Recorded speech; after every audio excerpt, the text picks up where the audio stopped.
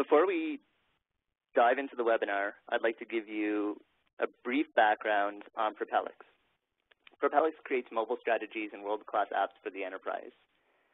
We're 100% focused on mobile strategy for the enterprise, and we have a very long track record working with Fortune 500 companies, helping them with their strategies, plans, and implementations around disruptive technologies. And for the last number of years, we've been focused solely on mobility. We're based in San Jose with consultants across North America and have delivered engagements globally. Propelics offers a suite of services around enterprise mobility strategy, advisory, and app development. We run, the typical way for us to engage is through a series of workshops helping companies quickly get going with their mobile strategy. And these can either be on the business side, helping companies define their mobile app roadmaps, figure out how mobile fits into their overall company strategy, and giving the business a plan of where to start with mobility, or on the IT side with something we're talking about today around a roadmap for IT to support your strategy. We do quite a bit of work around BYOD and mobile device management, and a relatively new offering around Center of Excellence creation for mobile. When we don't engage from a workshop perspective, we're often involved kind of long-term in an advisory capacity, and we participate in a number of education events for executives and speaking engagements. We also have mobile app development services focused on rapid prototyping, UX design for mobile, and of course, app development across platforms. Something special that we're doing in today's webinar is giving away a book as a thank you for attending. The book is entitled iPad Enterprise App Development Blueprints. It's a brand new publication, and the book provides frameworks and examples for companies looking to build great iPad apps. So we thought this would be a nice giveaway. The winner will be announced after the Q&A session, so please stick around.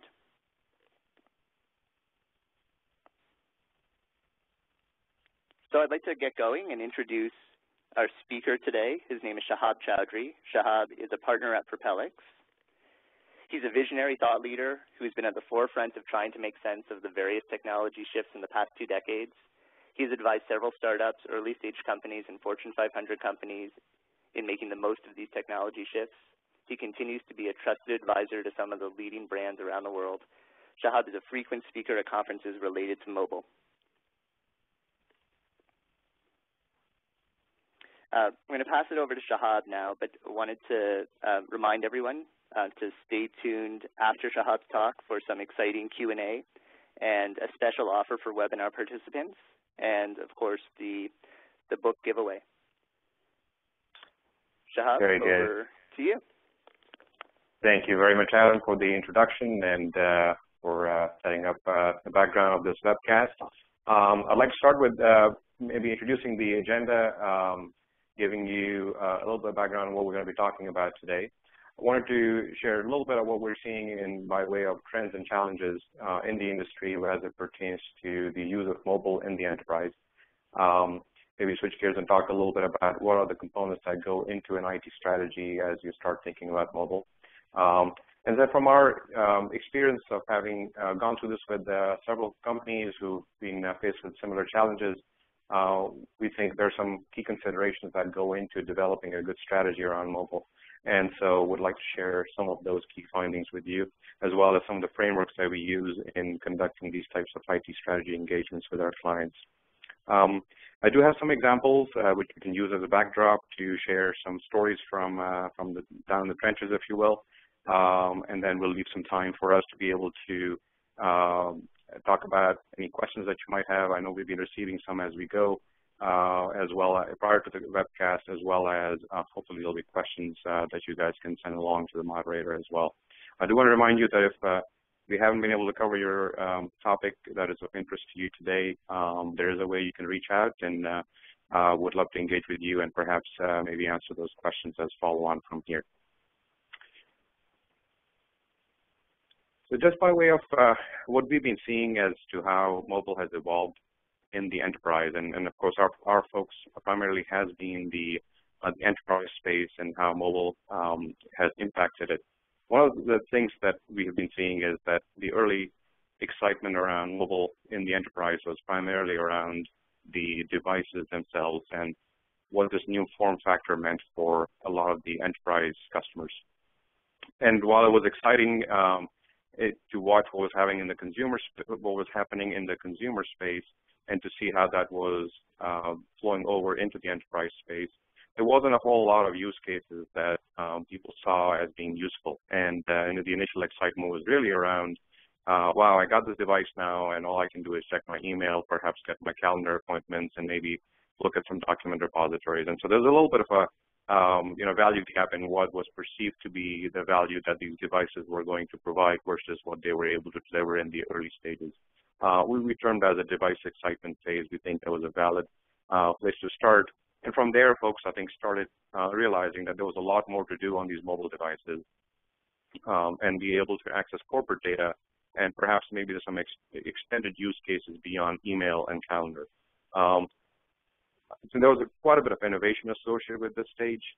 People were starting to realize that in the enterprise space, there was real value to be delivered by putting together some sort of a plan around how to use these devices. I think this is where really we saw a lot of traction around mobile in the enterprise, but people were still left scratching their head a little bit where they started to look at what does this truly mean for us beyond just accessing data that exists in corporate systems. We saw a lot of use cases around accessing your front office or back office systems. We saw a lot of excitement around being able to perhaps do some analytics on these types of devices. But very quickly, I think what has happened, and I think this is in record time as we move from one stage to the other, that we're finding ourselves in this stage of value excitement, which is where net new use cases, things that you could not perhaps do on your traditional devices and traditional channels, are starting to come to the forefront. And this is where there's new business models being defined, capabilities are being deployed that are enabled only through a mobile device. The uniqueness of a mobile device is starting to come into play, and there's truly a lot of excitement. So as you look at that evolution and you look at what's happening from a B2C perspective, consumers obviously being the first ones who started using these devices as an extension of their phones, moving into the smartphone eras, and as these devices have gained more and more power, there's a lot more that these consumers are doing with it. And there's some compelling data that makes us take pause and think about what would this mean as consumers interact with the enterprise. One of the key things here is that a very large chunk of the interactions from consumers are going to start originating from a mobile device, and no surprise there. What's interesting, though, is that what are these types of interactions? And so these interactions are consumers coming in over a mobile device versus sitting down on a desktop or a laptop, coming in over a web browser to be able to interact with you. There's some things to be read between the lines here. One thing that we're seeing is that the usual behavior of accessing a web page to know more about a company is very quickly starting to get replaced by, if I want to interact with a company, I sometimes lean more towards downloading an app, and that ends up being my first reaction, and that has something to do with the perception I form about that brand as well as to how they are to interact with, whether an app exists or not.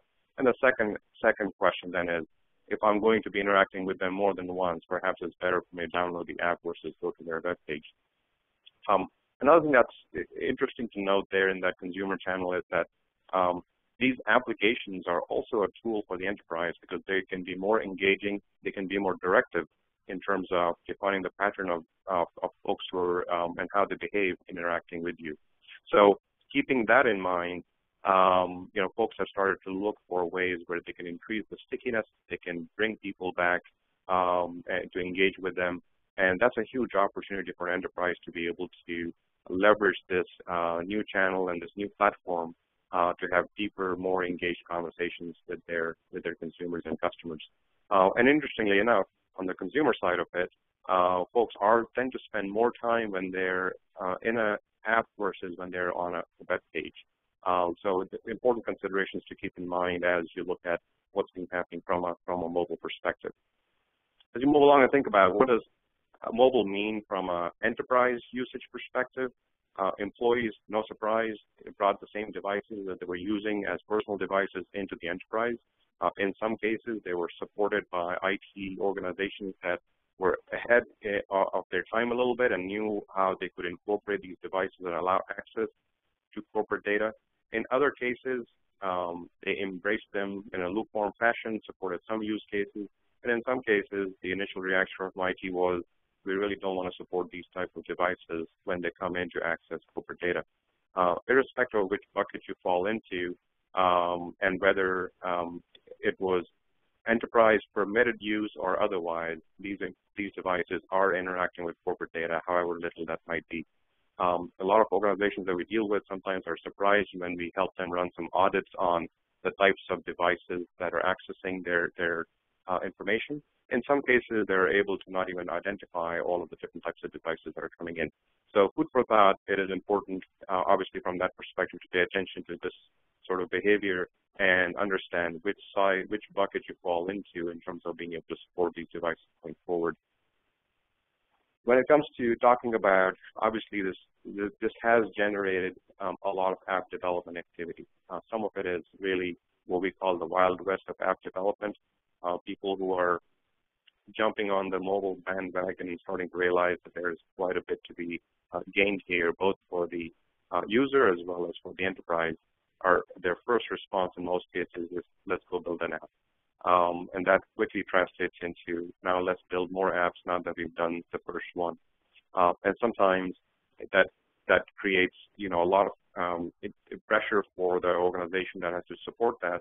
But nonetheless, CIOs are focusing on making sure that they at least have some way to be able to respond to the demand for building apps. And they're having to do it pretty quickly because a lot of people are playing catch up where they don't have a mobile app, either for the consumers in a lot of cases still, as well as for internal employees, as well as for their business partners. So oftentimes CIOs are finding themselves moving these mobile application development efforts to the top of their portfolio of work as they plan their year. So, from a overall trends perspective, whether you're a consumer, whether you're somebody who supports consumers, whether it's an organization that interacts with other businesses, these things have definitely been a very disruptive change. I don't think there's any doubt in anybody's mind that these types of changes, come around every 10 to 15 years. Each one from, the client server to the internet to now the mobile, we have seen has come at us at a much faster pace, and it has brought much bigger impacts than I think what any one of us has been prepared for as these disruptive changes have come our way. So what I want to talk about a little bit is as this change happens, and now we're getting on the side of it is happening, how do we get ready for it? Obviously, there's the question of, is IT ready to be able to support this change? Not only support this change, but can IT position itself to be an enabler that allows the organization to be able to harness the power of what this would mean for a business? So there's several questions, though, that come out of it. And unfortunately, there's more questions than answers today, and that's where we find a lot of our clients struggling with the various different aspects of what is the impact of this disruptive change. Everything from talking about, do you have a mobile strategy? If you don't have one, where do we start? Building an app is not a strategy, clearly. So where do we go from having built an app? We've dipped our toe in the water. We understand a little bit more about what we can do with this mobile channel by building apps. Where do we go from here? How do we go about making sure that we understand how customers are interacting with us in this channel? What order should we be building these apps in? Which ones are the more important ones? Should we focus on the employee, on other businesses, our partners, or consumers? As these applications are deployed and devices start to proliferate our ecosystem, what happens from a policy perspective? what are the things that we have to do in addition to what we do today from a IT risk and governance process perspective. What new competencies would be needed? And so there's new disciplines that app development and the support of mobile devices introduces to your organization. Understanding those is obviously very critical, and so in some cases, IT is ill-prepared to take what they have today and scale that up and morph it into being able to support mobile-specific competencies. And so as you go down this list, you'll see, there's business-related aspects, but then there's quite a few technology-related aspects, things along the lines of, what types of devices should we support? How do we go about putting together a BYOD program? How do we go about figuring out whether we pay for the data plan, whether on personal devices, do we subsidize these plans? How do we, support the process of issuing devices, allowing employees to be able to requisition these devices, provision them, get them sent out to them? How do we make sure that we have some control over what's on these devices and what level of control is appropriate for each type of use? So several questions, and that's hopefully what we'll spend some time and be able to shed some light on today, that while it seems an overwhelming task and it seems like there's a lot that is being asked, there is a way forward as long as you keep a few key things in mind. So what we've done is to take all these questions that we hear over and over again and define a framework which we think is a good backdrop for your IT strategy. So let's talk about these components that make up this framework. And so obviously from a device management perspective, just being able to understand what devices, what is the data that's going to be in the apps that are on these devices, how will they connect, and what are the network implications, and then just purely what applications should be built. We think that's a pretty big chunk of what your IT strategy needs to be all about. Defining the hardware ownership model, understanding the security implications of these devices coming through the firewall, and accessing systems that were previously being accessed primarily behind the firewall. Understanding the burden on IT support processes, such as what do you do when somebody calls in and they have an issue with their device? Do they call the help desk, or do they go to their carrier store to address that issue? So understanding those processes, and along with the support processes are things along the lines of how do you rationalize the demand, how do you build applications, how do you support the applications going forward, how do you deploy them. Telecom expense management, we talked a little bit about, who pays for these devices. Is it better to have corporate data plans? Is it better to have a combination or limits on what these capabilities are and what you're able to deploy to your employees? And along with that, obviously, the governance, control, audit, and monitoring are critical pieces as well. So we'll use this as a backdrop. We'll come back to it at several points, if not in this illustration, at least at the components that we're talking about here. And we'll use this as a backdrop. So let's switch gears and talk about how do you use this framework as you move forward to define your IT strategy. So what I thought we'll do is today to share with you 5 considerations that we think are critical in defining your IT strategy. This is in some ways a distillation of what we have seen work with a lot of our clients. I think it's, if nothing else, these 5 considerations we think are a critical piece of getting going in the right direction. So let me start going through these and introduce some ideas that we think are very relevant to each one of these considerations. So number 1, rationalize the business demand. If you don't understand what is it that you're going to be expected to support, what kind of business strategies are being put together in the different business units, it's going to be very hard to be able to get ready for it. And so understanding from all mobile channels, scenarios across B2C, business to employee to customers, use cases where your folks are sitting down in a sales or educational situation, trying to use these mobile devices to be able to communicate with your customers, the business to employee scenarios, and of course the business to business scenarios as well. Also understanding that what is the demand from a BYOD perspective, which changes the game altogether. Supporting corporate-owned devices versus BYOD is two very, very different, introduces two very different set of challenges. In most cases, we're finding it is a combination of both. And so you got to understand the broader spectrum of what those challenges are and understand that demand. Understanding the overall business drivers and being able to, from that, say, how far out do we want to be on the innovation posture as we define that These are the things we will support for this year and is important from a business perspective. So that business alignment is part of your innovation posture.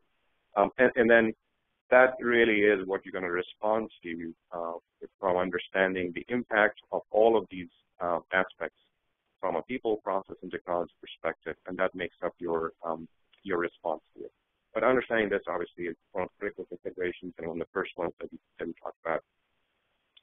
The second consideration is around assessing your readiness. So now that you know what the demand is, you have to go through each aspect of your IT fabric, if you will, and understand where do you stand with respect to being able to support mobile. That framework that I introduced, these are the same components. And so understanding the mobile strategy, understanding what are the things that you need to do to support the business, understanding the enterprise information management aspects around, does the data exist for the types of things you'll be doing? Do you have integration capabilities that allow you to be able to integrate with this data? Along the same lines, do you have business intelligence and data warehouse assets that will be critical to the deployment of analytical tools on mobile devices? What's your IT delivery and support strategy, and what gaps exist in that? Being able to understand from app development, app delivery, as well as ongoing support and help desk type of functions. What are the types of policies you will need, and how will you govern these policies? Getting to the network infrastructure, understanding whether you'll be able to scale to support the type of traffic that you will perhaps be supporting going forward. From a security infrastructure perspective, do you have all the controls in place to make sure that you're not increasing the risk profile by allowing this access to mobile devices? And what type of application development platforms do you have in place, and will they extend, or will you need to add to that list of tools that you have today to be able to build mobile applications? And along with that, all the skills and competencies that are needed to be able to build those types of applications. We talked about mobile device management. Do you have one? If not, how will you be, what are the kind of capabilities that you might have in-house, or do you need to add an MDM platform to the mix to be able to support these devices? And along the same lines, how do you support the operational aspect of the devices are out there, and how will these be supported from a telecom expense management perspective? And then service management kind of goes across all of these. That how do you support, the ongoing service of these devices, these use cases, these applications? And so what's important in this slide is not only just the dimensions, but it's also important if these are the things you have to measure, how will you measure them going forward? So we suggest a maturity model that cuts through these at a much granular level and establishes a mobility report card that tells you where are you today and what are some of the gaps that you might have to respond to the types of mobile demand that's being generated in the organization. Obviously, the critical ones in that are the ones that are foundational. These are required elements that you have to have very early on. Along with that, anything that exposes you to a vulnerability or a risk, you have to plug those holes. Any compliance issues, we see that a lot in the policy aspect of things. You got to make sure those are shored up. And then wherever there's lacking capability that is fundamental, you got to get that done. So not only are you looking for just a ranking of where you're starting from, you're also very importantly looking at what are some of the gaps that you need to backfill. This report card in many ways has commonalities with things IT may have used in the past. So we're not necessarily reinventing a mechanism to rank yourself. The point here is you have to assess and establish a baseline of where you're starting from. And it's also very important that this is done at a fairly granular level so that you can actually take each one of those granular aspects of those dimensions that I shared with you and understand where will you need to go. So as much as you're looking at establishing a current state, you're also looking at where should you go from. So that's around the assessment aspect of it. And as you understand what the demand is and what the assessment is telling you from what the gaps are, that starts to give you a better idea what type of risk you may be exposed to from the starting point. And one of the things that we have done in establishing a risk profile around your mobile strategy is to look at all the use cases that you have that are planned as part of your demand and understand that what are the types of data that will be accessed by those use cases. So that's the type of exposure, and that could be that a use case looks at user data that you may be storing, or it looks at information about a customer, an employee. It could be that it has financial aspects. It could be, is it looking at credit card numbers, for example? So that's the type of exposure, and that by understanding the use case and your demand rationalization, you're able to better understand what are the types of things that are planned. The next aspect of that then is to understand what is the type of impact. It could be that you are accessing customer information, but if there was a breach of that customer information, is it a breach of a social security number versus just the first name is 2 orders of magnitude different type of breach. So understanding what would be the impact if that data were to get compromised. That helps you establish that you need to have better controls over, obviously, data that could have a huge impact, and potentially from a public perception perspective, from a legal exposure perspective. You're not looking to manage that here, you're just looking to establish what does it mean for your organization. As you have that risk, it also allows you to be able to say, you can categorize these use cases into high value, high risk categories, which are required to do business but also have huge value. So maybe perhaps these trusted use cases need to be handled with a little bit more care than perhaps semi-trusted use cases where the value is fairly high, the risk is not that high, and you can perhaps have less tighter controls and can get on those use cases a lot faster. We tend to see a lot of BYOD type of access in that semi-trusted category. And then obviously the untrusted ones are where customers are engaging with you, coming through open channels and being able to access information about you. The restricted type of use cases, we find that they have very little value in an enterprise. So we use this tool called the risk matrix, which again, a critical piece to it is that you have to have a handle on what the business demand is. That was a consideration I spent some time on. The fourth consideration I want to talk to you about today is around MDM. And don't think of it as a silver bullet was coined when, from our interactions with a lot of our clients, as we look at their IT strategy, within the first 5 questions that is asked, typically a question around MDM comes up and says, we don't have one, should we buy one? So obviously the answer to that is you will need one, but don't look at it as something that solves all your problems. There's a lot of considerations around MDM that you have to keep in mind. MDM can be a double-edged sword. You have to understand what you will be managing through MDM. It does give you a lot of control when it comes to managing devices using MDM. But understanding what the role MDM will have in your organization is very important. Understanding that there is different levels of policies you can manage through MDM, again, goes back to that categorization of untrusted, semi-trusted, and trusted. And so my behavior and what I would expect the user of that mobile application on a mobile device to be able to do varies by which bucket that falls into. So understanding that and being able to establish what you would do with that is important. Along the same lines, it is equally important to understand that MDM is part of a larger services strategy. I think we talked about this earlier when I was introducing the dimensions as well. What are the types of services that IT will be responsible for in supporting the business? MDM allows you to be able to deploy those services, but by itself, going back to the term, it is not a silver bullet. There's a lot of considerations that go into it. But I do want to talk about policies here for a little bit.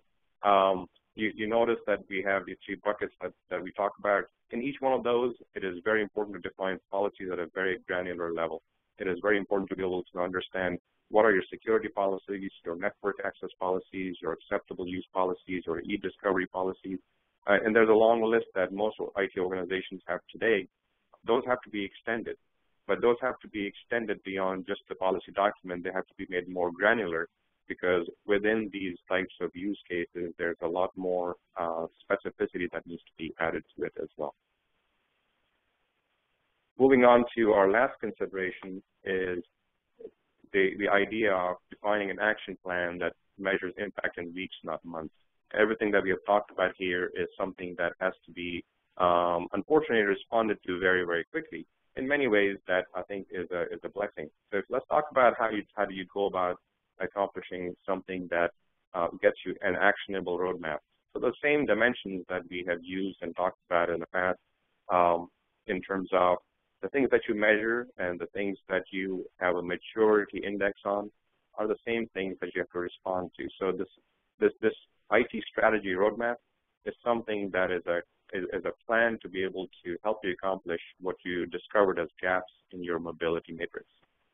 And what that does is to be able to categorize these tactics into specific areas of impact. So you may have tactics in here that talk about what do you need to do from a mobile strategy perspective. Everything from having a clear vision, understanding and articulating what that vision is, being able to quantify the business drivers for mobility, and sometimes this is separated into an overall enterprise vision.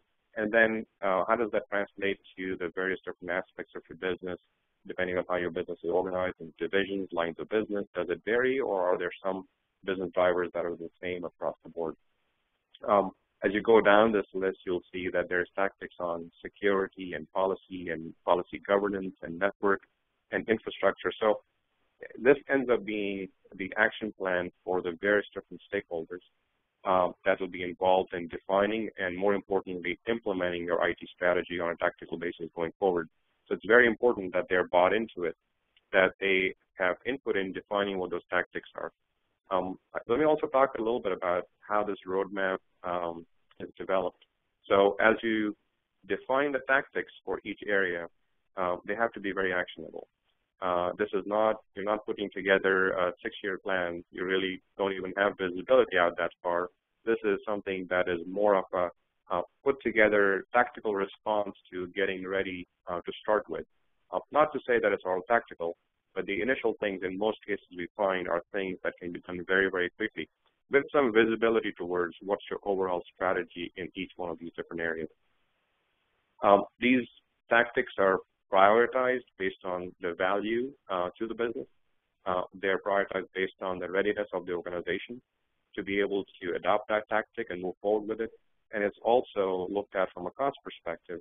And so the tactics that deliver high value and have a high readiness associated with them are the ones that, and the ones that have the lower cost of implementation are the ones that you typically go after as low-hanging fruit to be able to address the gaps in your maturity.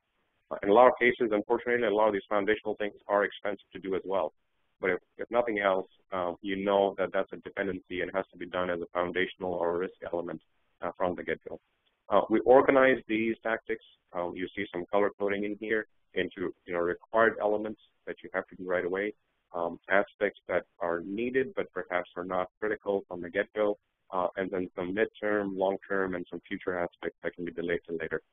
The reason why it's important to have visibility to the mid and long-term and future aspects is that at least it's on the roadmap, you know you're working towards it, and oftentimes we find people aligning their respective areas project plans to know what is on the maturity roadmap and including those on their ongoing efforts. And this has to have, I can't stress enough, it has to have buy-in from the stakeholders who are going to be the owners of these tactical actions. To create this in a mobile COE without involvement from folks, we find is something that generates a lot of debate later on and perhaps changes the priorities in a lot of these aspects. So going through the strategy development process with those stakeholders involved is a critical part for the success of this process. So just to summarize the 5 considerations that we have talked about, it is about understanding what you're responding to, understanding where you're starting from, and understanding the risk of what you're going to be taking on. Taking into account some of the tools that you will need to add to the mix, but realizing some of the limitations that they may come with, or some of the things that you may need to do from a process perspective around them. And then, very importantly, wrapping it up in a way where you have an actionable plan that you can move forward with. That we call as an IT strategy. These considerations lead to something that's a very actionable IT strategy. We've always been very big believers that strategies that are conducted over a very long period of time, that have very long timelines, tend not to be successful. These are aspects that can get you there very, very quickly. So as you pull all of these considerations together, and there's a lot of frameworks I have talked about, and I've shared with you some tools and techniques How do you bring all this together into an approach that can help you get there? And let me share with you an approach that we have been very, very successful with. The considerations that I talked about, the five, are obviously woven into what this approach is all about. So let me introduce this in a little bit of detail where we have a three-step process. The first one focuses on direction setting. This is where in the business driver aspect and the market opportunity aspect, you have influences both from inside the organization as well as the outside the organization. You have the leadership as well as the strategists in an organization, business owners within an organization who are defining the business drivers of what they're trying to do. Are you also looking and responding to where the market is going and making sure that you're keeping an eye out towards that as well? Those two components go towards defining what the overall envisioned mobile scenarios are. There's lots of discussion about what are the things that you should go after in that mobile scenario matrix and the roadmap that we talked about. And as we talked about it has to be a strategy that goes across, not just for employees, not just for other businesses, not just for consumers. Your envisioned scenarios will be across all of those different channels. From there, we transition into talking about the assessment aspect that I talked about. So the assessment, the risk analysis, and the standards. And so this is where we conduct the technology maturity assessment, working with the teams from the various different aspects within your IT organization, working on establishing a mobile app profile and understanding what the risk profile is associated with those apps, and then defining the policies and procedures you will need to be able to support the types of use cases you're going after. And step 3 is then to define an IT roadmap, which I shared an example with you, and make some recommendations around that. What's critical at that stage is to be able to take that IT roadmap and the tactics that are there and pull those together into an action plan that has some sense and cadence around what are the different tracks, what are the timelines, what are the resources. So if the roadmap tells you what tactics to perform, the action plan tells you how will that project be organized into something that can be executed by the IT team.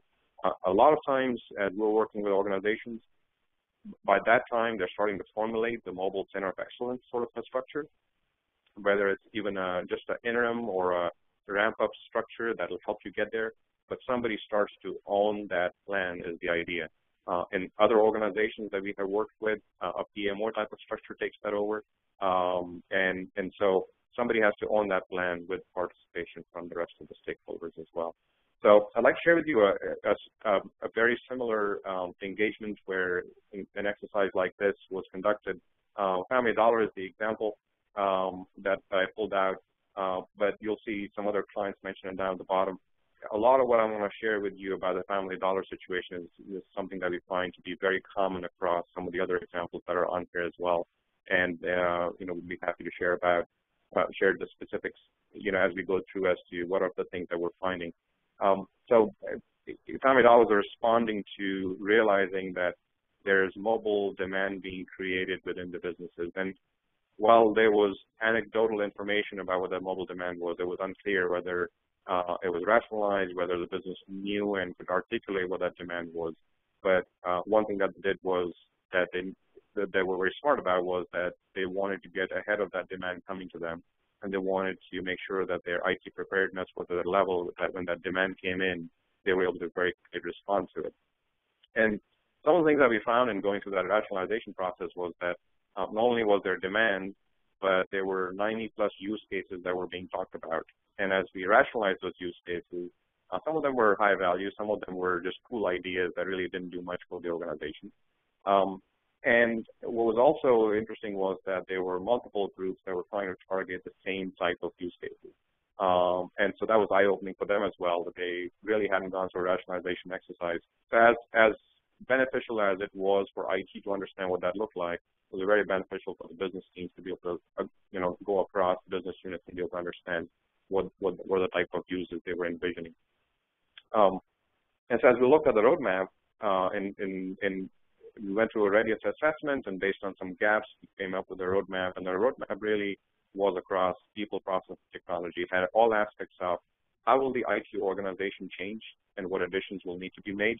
In most cases, as I mentioned, you're not looking to, on a massive scale, overhaul your IT organization.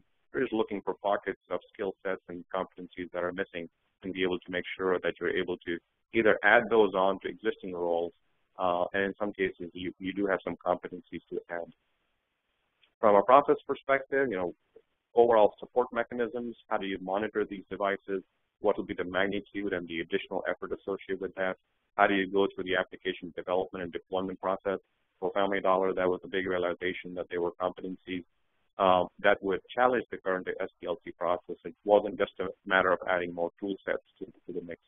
And from a technology perspective, understanding what web services need to be built, do they exist, and how do they need to be extended for these applications to be able to access corporate systems, down to security mechanisms, network access mechanisms, as well as from a development capabilities and tool sets perspective. There was quite a bit on that roadmap on that. What I guess the most important point I would share on this slide would be that this was conducted over a 2-week IT Readiness Kickstart. So all of what I have talked about can seem daunting, but if you have a good methodology and a good set of frameworks in place, this is something that we recommend that you do very, very quickly. And in fact, having the right stakeholders involved, you can get there in this time frame. You've done it, several times, and I guess that's one of the things that we recommend. It's our claim to fame that doing these fast, you can get there, and it really is amazing at the end of 2 weeks that all of these teams have something that they can start working on right away. And so on that note, I would say there is one more consideration, which is the speed of innovation is critical. We do kickstarts for that reason in very, very rapid time frames. Typically for us, a kickstart is a 2-week process to go through and leaves you with a roadmap and a very clear plan for as to how do you move forward. So on that note, I'm going to turn it over to Adam to talk a little bit more about these kickstarts, and this leaves us some time to be able to take any questions that you might have. Thanks, Shahab. So I think now would be a great time if you have any questions to ask them using the Q&A function on the WebEx panel, or to ask them on Twitter with the hashtag mobile strategy. There have been a couple of questions so far, but before we get to the questions, I wanted to talk to you a little bit about Propelics Kickstarts and provide you with a special offer for participating on this webinar. Like Shahab mentioned, we like to do this quickly, and that's one of the most important things that we see in mobile, the speed of innovation. We offer an IT Readiness for Mobile Kickstart. You can check out all our Kickstarts at propelics.com/kickstarts. And the IT Readiness for Mobile Kickstart is typically a 2-week process and goes through a lot of what Shahab was talking about today. There are 5 other Kickstarts around the business side, building a roadmap, a mobile app roadmap. There are ones specific to MDM and BYOD, to mobile app rapid prototyping, which are 1-week prototyping assessments. There's the Mobile Center of Excellence Kickstart, and an offering we have around the Prototype Factory. So I encourage you to look those up on our website to download all the information. It's all available there. And as a special offer to participants of the webinar, we're offering 20 hours of mobile advisory services with the purchase of a Kickstart. And, of course, there's our contact information. Just as a reminder, we will be answering a couple questions and then giving away the book, iPad Enterprise Application Development Blueprints. But before we do that, let's take a couple of questions. The first question we received from a few people just regarding the availability of the slides and the recording, and just wanted to confirm for everyone that the slides and the recording will be available after this call. So Shahab, the first question we have is from Amber, and that question is that our mobile strategy has not been formalized by the business. How should we prepare for mobile? That's a great question. I mean, I think I touched on this aspect a little bit during the as we were going through the webcast, and it would be great to summarize some of these aspects. So even in the Family Dollar discussion, as I pointed out, they really didn't have a very well understood mobile strategy. They had some aspects of it defined, but they were really starting to get ready and knowing that this is coming. I think this is one of those disruptive changes where this is not going to be a matter of if it's going to happen. It is going to be one of those where it is a matter of when. And there's some aspects of your mobile strategy that, regardless of whether you go from a growth perspective, or you're building it for brand perception, or whether you're looking to increase loyalty, and whether it's going to be more of a bias towards consumer-facing mobile strategy versus employee-facing mobile strategy, and of course it varies business to business as well. Irrespective of those, there's some common aspects that you have to do. Aspects along the lines of, there are some things that you will need to shore up on the network side. There are some things you'll have to definitely do from a security vulnerability perspective. If nothing else, to at least do an audit to say if these type of devices are allowed to access this type of data, what does that mean for us? The policies that are in place, doing a review of that to say, do these stand the test of time when it comes to mobile, and how will these need to be extended? Starting to look at your overall support structure and say, if we added another 10,000 devices that are now personally owned, starting to access our network, what happens if people run into issues? Will you support those through the regular help desk process? Or should you be looking to at least have a strategy that says there's more self-service for those type of scenarios versus for some other ones? And so some of those aspects you can start to define. Secondly, that maturity assessment that I talked about, establishing where you're starting from is your current state of where you stand today. And so getting that out of the way and having everybody on the same page, realizing that this is where we are, and when mobile comes, this is where we'll be starting from. The gaps may change based on what your strategy is, but your starting point will still be the same. So I would say start sooner rather than later. Later on, it'll be more reactive, and perhaps even 2 weeks will sound too long. Right now, when you can, get that out of the way. The next question is from Ross, and he asks, how do we manage the rapid change of mobile devices and app functionality? So, I'll take it as a two-part question. So from a mobile device perspective, what we have been advising our clients on is there will be a growing number of devices you will support. There will be growing capabilities that you will support. You have to draw some minimums on how far back you will go in terms of supporting certain capabilities. What operating systems will you be supporting, and what platforms will you be supporting? And a lot of it depends on the types of use cases you'll be supporting. So that's the device aspect of it. From an application capability perspective, we're big believers that we have only seen the tip of the iceberg as to what these mobile scenarios are going to be all about. I think as much as that is something that is scary to be thinking about, that these applications are going to continue to improve and increase in the capability and functionality, there's also the exciting aspect of it that if you have a well-thought-through strategy in place, you can respond to that very, very quickly and actually, harness the power that gets released as part of every device and every new application that comes out. So I would say being open to being able to do that with drawing some boundaries around. You don't want to be supporting things that are just coming out or in beta or in alpha. You want to keep an eye on those. At the same time, defining the other end of the boundary, which is what are the ones that you will not support, because you don't want to be looking at one-off type of devices that you're requiring to be supported. The next question is from John, and he asks, in the Kickstart process, do you also provide product recommendations for products like MDM, antivirus, and device support? Yeah, that's a great question, and an aspect that is definitely part of the consideration, not just for MDM and antivirus, but across the board. So in a lot of cases, so the short answer is yes. And I would say about 95% of the time, we're going through and either doing an MDM evaluation as a follow-up, because it was recognized in the strategy that these are the things that are missing pieces. So MDM ends up being, there's a short list based on your requirements and your rationalized demand. Here's the type of capabilities you will need, so here's some MDM recommendations. We go beyond that in a lot of cases and actually give you a framework for that is tailored to you to be able to say, here's the MDM evaluation framework, short list of vendors, and then here's how I can get there. Likewise, antivirus was mentioned. Likewise, a lot of tools around application development, cross-platform application development tools, mobile application testing tools. All of those are aspects that we have a lot of data on, a lot of real-world experiences on, and we provide those as recommendations in each aspect. The next question is from Galen, and that is, what does Propelics think about using MEEPs as a mobile delivery platform? So they definitely are need to be a big part of the tools that are available to the application development team. I think they have to be carefully analyzed in terms of There are some types of applications that benefit from it a lot and are, for example, for cross-platform development, we find them to be immensely helpful. You also realize that, in some cases, some of these neat tools don't allow you to exploit the complete power of the platform.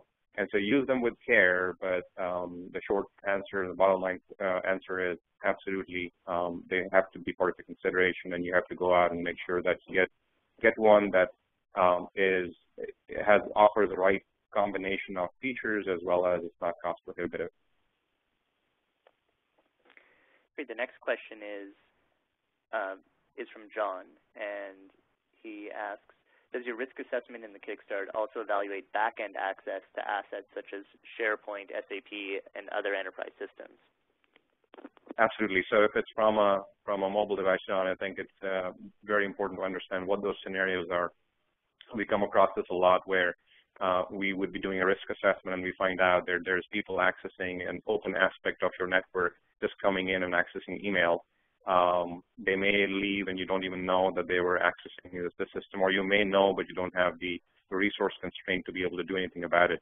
And so any aspect of your data, your network access that potentially could be a risk area has to be analyzed. What you don't know can hurt you as well. So from our perspective, we go after all those. We have a pretty good handle on what types of things fall into that category. Today, just coming over a URL and be able to download documents that can then be on a device that you have no control over is a big vulnerability, and we definitely include that in our risk assessment. The next question is from Mike, and he asks, do you see apps being developed with the same frequency as, say, reports in a business, that their proliferation is not to be worried about, but rather embrace their development, adoption, and usage? That's a great question, Mike. I think there are two different categories of mobile use. I think from a report perspective, you still have the concept of some power users who are data consumers who have access to, and you have a good handle on what data they're consuming. I think from an app development perspective, definitely embracing what mobile can bring. I think one of the big opportunities here is that mobile applications don't take 6-month waterfall cycles to develop, and while they have to have governance and control around their development process, it doesn't need to be a 6, 8, 10-month process. So, but it's a double-edged sword. The other end of it is that it could lead to what we call the wild west of app development, where unfortunately there's an app for that ends up getting used a little too often, and everybody is able to run out and go and find a partner who will build them an app. So that rationalization aspect, I think, is not to get in the way of this innovation that comes from, it's easy to iterate and it's easy to innovate, so let's do it. It is more to just make sure that there's not the same kind of app being built across 4 different business units doing exactly the same thing. The other aspect of that also is that as you think of these ideas, when it comes to mobile app development, there's something to be said for, in the past, we've been stuck in our vertical industries and look at it and say, here's just how we do things. There's lots of ideas that can come from other industries. Incorporating that from somebody in the organization that has been paying attention to those ideas outside of your typical day-to-day, I think it's something that can only be done if you allow these applications to come out and be a part of a portfolio.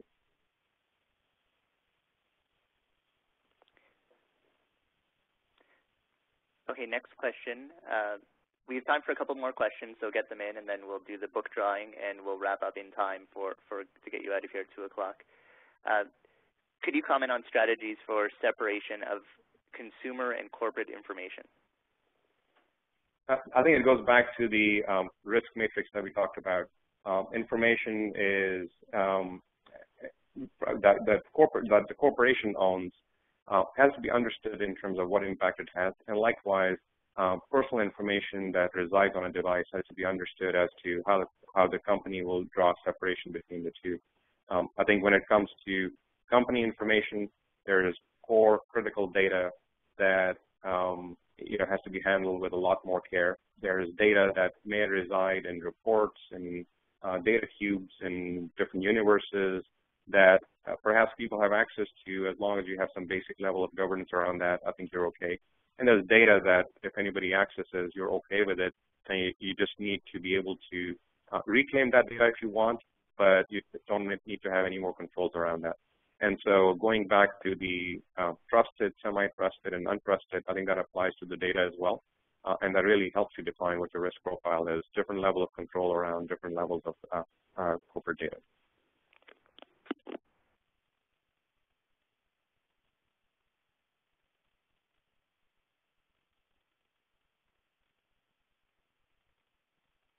Anything else, Adam? Any other questions? I see some coming in. Yep, there's another question here. Can Propelics help navigate to the successful implementation of the right MDM tool based on company experience?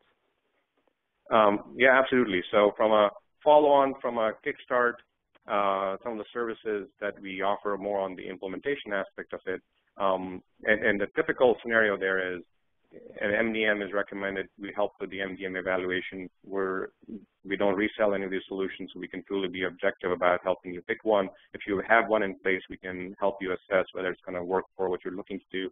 And then typically we recommend a proof of concept, where a lot of these MDM vendors are very open to you being able to do a trial implementation. And a lot of them are in a software as a service model anyway, so it allows you to be able to implement them as a trial. We pepper some best practice sort of discussion during this trial period, and then from there we can grow it into what the eventual implementation needs to be. We also do provide a plan to say, on day one, you don't need to exercise all the capabilities given your maturity, but as you grow, what does that roadmap look like from an MDM implementation perspective? So from beginning to end, we have the capability and the experience of having done it from selection all the way to implementation. Great. Thanks, Shahab. I think what we'll do is stick around for a couple minutes and answer some of the trailing questions. So if you have other questions, keep them coming. But to get to let you go on time, wanted to announce the winner of the book, iPad Enterprise Application Development Blueprints. The winner is Edith Fung from APL Logistics. Congratulations, Edith. We'll be contacting you to get you the book. For those of you who would like to leave now that it's 2 o'clock, I'd like to thank you for attending our webinar. For those of you who would like to stay on so we can get a couple more questions answered, please do. Shahab, the next question is, what type of impact do you think malware will have moving forward in the mobile device environment with access to corporate assets? So I think so far what we have seen is that, from a security perspective, this is an area that is, very open. I think it's in very early stages of maturity as far as we've been able to understand. I think there's no good solutions out there that fit the bill for everything that the corporation is looking to do. So there's some hesitance on the part of the enterprise to be able to say, well, with that vulnerability in place, what type of data would be exposed? So understandably, there's more controls being put in place to be able to overcome that. But we think it's going to play a major part. We think there's no good solutions that address all the issues. But we think there's a long ways to go, and we're starting to see some efforts that are starting to look halfway reasonable, but I would say it is an area that on the mobile side definitely needs more work. Great. The next question is, how can you assess the risk of mobile devices that access proprietary company information? So I think a big part of it is understanding what is the use case for which that data has to be accessed. So if it's uncontrolled access, obviously that has to be stopped, whichever way that is happening, or if it's untrusted access, that has to be controlled. So you have to plug in the holes in your infrastructure to be able to do that. Where it's happening with the consent of the enterprise and it's a planned use case, in that case, you have to understand what controls do you need to put in place. So for data, for example, you will see, board of director applications that allow you to be able to have board documents sent to a board member. We'll obviously have several different layers of control in place. Everything from, it will very likely be on a trusted corporate-owned device. It will very likely be on a device that is perhaps maybe, I'm talking about one extreme of the spectrum here, but on a device that perhaps does not allow you to be able to have any other applications on it. It's perhaps on a device that is under MDM control and has several layers of authentication built into it. So those are the ways you want to control that. And then how you allow that device to come in through your integration services and through your firewalls and which databases it's going to. Obviously, is logic built in the application. You have to ensure that outside of the use cases that you are supporting, no other use cases exist in the organization. And the only way you can do that is to have complete visibility to what devices are accessing your infrastructure. And that's something that there's several tools at the network layer that allow you to do that. MDM exercises those controls, and with APIs that are on the device, MDM also gives you visibility as to what devices are accessing which pieces. Great. The next question is, what are your thoughts on encryption in mobile devices? Should encryption be the cost of accessing corporate data?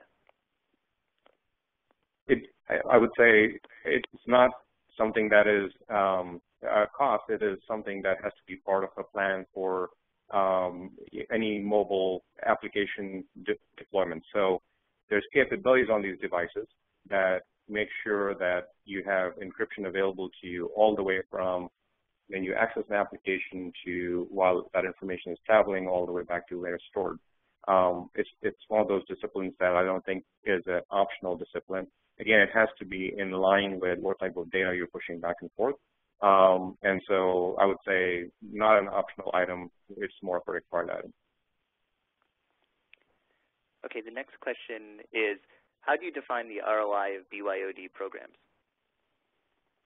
So I think it's a pretty broad discussion, but the basic elements really are, very few organizations are in the state where they would say, looking at mobile devices, it's going to be all corporate-owned or all employee-owned. I think the BYOD aspect comes into play where you can start looking at how can these devices replace the traditional laptop and desktop? Can you offload some of the use cases that are being performed off of a desktop or laptop today and perhaps move them over to a mobile device, be it a tablet or be it a phone or a combination of the two? In a lot of cases, we've seen some data that suggests, around 15% of folks have replaced their desktop or laptop with a tablet or a phone. In other cases, they've partially replaced their desktop or laptop with a phone or tablet. And so perhaps that gives you the opportunity to perhaps delay the refresh of your infrastructure when it comes to desktops. The other aspects are around, rather than buying those devices, if you can have people subscribe to the corporate governance and control by the corporation subsidizing the device and the data plans, on which, as a corporation, they can get better rates on plans as well as cheaper devices from the corporate carrier. That's an opportunity for somebody to be able to say, I can get the latest and greatest device. I'm not stuck in a contract as long as I used to. That's an opportunity for me. But what that allows from an ROI perspective, the organization to be able to do is to be able to use that as a way to lower the cost. I think initially it was definitely looked at as an add-on from a cost perspective, not so the case anymore. Okay, the next question is, do you have a list that shows what security features each device supports to allow the customer to determine their device support? I would say, most of it, it's never complete. There's more coming with every release. But, we have, I would say, about 95% of the way there, and we keep on updating it. And it's a topic of conversation with some of our mobile experts that do consulting specifically in the security area. The next question is related to support as well, and that is, what impact have you seen on core support processes as you move towards a BYOD program and you roll out more mobile applications? Yeah, that's a great question. It's one of those things where actually we found a lot of clients who were unprepared for that, didn't take that into account. And so we're going from, in a company of 1,000 people who will now, let's say, have 1,000 more devices, and perhaps each one of us in a lot of cases, 1.6 devices per person in a lot of cases. So, 160% growth in the devices that the same help desk is supporting. So you have to have a strategy in place. It is potentially a big spike if you go down this path. But with that, also there's some different expectations that come from. It's my own device. I don't, even though it's subsidized or paid for under a BYOD program by my employer, but I know that if something is wrong with it, I go to my carrier store versus calling the corporation. And so intuitively, I think people understand that model a lot better, but nonetheless, it has to be communicated. I think in addition to that, the impact can be fairly high if you think that everybody's going to get the same level tier 1 support when it comes to desktops as well as mobile phones.